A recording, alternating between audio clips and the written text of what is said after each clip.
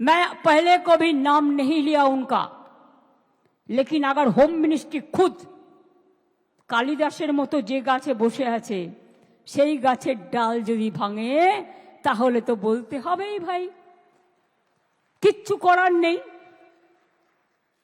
इतना जल्दीबाजी आपका क्यों है? आप तो प्राइम मिनिस्टर कभी नहीं बनेंगे। मोदी जी चला जाने के बाद आप क्या करेंगे? आपको तो अपना के तो हामागुड़ी दीते होबे।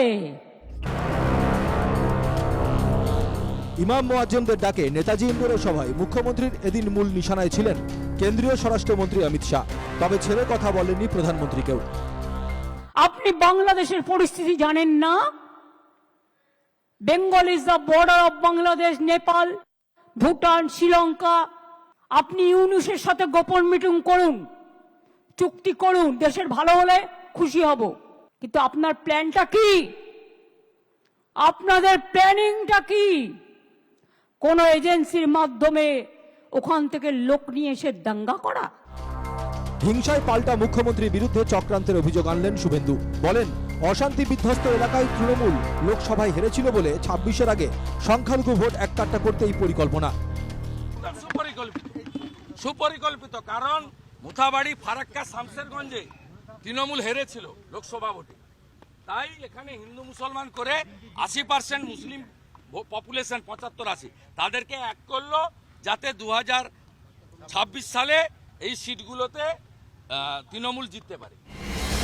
এদিকে মুখ্যমন্ত্রীর বিস্ফোরক অভিযোগে স্পষ্ট যে ওয়াকআপ প্রতিবাদের নামে মুর্শিদাবাদে যে তাণ্ডব চলেছে তাতে বাংলাদেশি অনুপ্রবেশকারীদের হাত, কিন্তু তারা বাংলায় ঢুকলো কি করে? এ নিয়ে মুখ্যমন্ত্রীর সাফ কথা, বিএসএফ টাকা দিয়ে লোক ঢুকিয়েছে।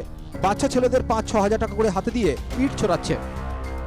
বর্ডার এরিয়ায় বিএসএফ কাকে কাকে হাত করেছে এবং কিছু বাচ্চা ছেলেকে ৫,০০০-৬,০০০ টাকার বিনিময়ে ইট ছুড়িয়েছে, এটাও কিন্তু আমি খুঁজে বের করব। আপনি বলছেন প্রি প্ল্যান, আপনি কেন জানেন না? এ রাজ্যের মুখ্যমন্ত্রী আপনি, পুলিশ মন্ত্রী আপনি, সব মন্ত্রী আপনি, কিন্তু আপনি জানেন বিপদে পড়লে উদর পিণ্ডি বুদর ঘাড়ে চাপাতে হয়। সে উদর পিণ্ডি বুদর ঘাড়ে চাপানোর খেলায় নেমেছেন আপনি। আজকে বিএসএফ, আপনি দেখেন মুর্শিদাবাদে বিএসএফ জুতো পায়ে দিয়ে ঘুরছে, চপ্পল পায়ে দিয়ে, চপ্পল পায়ে দিয়ে বিএসএফরা ঘুরছে। আজকে চপ্পল পায়ে দিয়ে বিএসএফরা ঘুরছে, তাহলে এটা কি প্রমাণ হচ্ছে বলুন তো? পশ্চিম বাংলার কিছু দুষ্কৃতী ৩-৪ জন তারা উঠে পড়ে লেগেছে, আবার কোনো জায়গায় দাঙ্গা লাগানো যায় কি? বিএসএফকে দোষারোপ করতে গিয়ে শীতলকুচির প্রসঙ্গ টেনে আনেন মমতা। চলতি প্রতিবাদেও বিএসএফ গুলি চালিয়েছে বলে অভিযোগ করেন মমতা। বিএসএফও গুলি চালিয়েছে, তার বিরুদ্ধেও অ্যাকশন হবে। আমি আমার চিফ সেক্রেটারিকে বলছি, বিএসএফ যারা গুলি চালিয়েছে, কেন চালিয়েছে তার তদন্ত রিপোর্ট হওয়া উচিত। শীতলকুচিতেও গুলি চালিয়ে এরা ৪ জনকে মেরেছিল।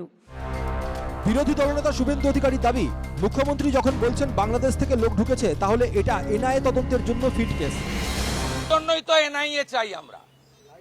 মমিনপুর, ইকবালপুরে এনআইএ হয়েছে, রিসড়া, ডালখোলাতে এনআইএ হয়েছে, শিবপুরে এনআইএ হয়েছে, আমরা এখানে এনআইএ চাই।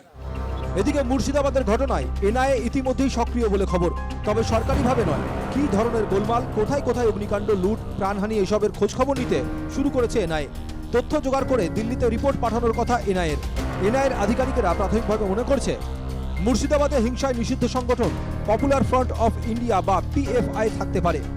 বাংলাদেশ থেকে আসা বহিরাগতরা রাজ্যে ঢুকে গোলমাল করে থাকতে পারে। আমরা হাইকোর্টে আজকে সেপারেট ফাইল করেছে, লিভ গ্রান্টেড, কালকে রেখেছি। এটা কি বাংলাদেশের হাত আছে? সব আমিরুল, মনিরুলের দাদা কাউসার, মেহবুব আলম, ধুলিয়ানের চেয়ারম্যান, এক্ষুনি অ্যারেস্ট করতে হবে। আপনি মুর্শিদাবাদে যেতে চাইছেন? আমার লিভ গ্র্যান্ট করেছে, আজ 4:30টায় শুনবে। ওরা তো বিটি মোহাম্মদ সেলিমকে আটকায় না, আমাকে আটকায়, বিজেপির নেতাদের আটকায়। আপনাকে যেতে কেন বাধা দিচ্ছে? বিজেপির সবাইকেই বাধা দেয়। Bureau report, NKTV Bangla.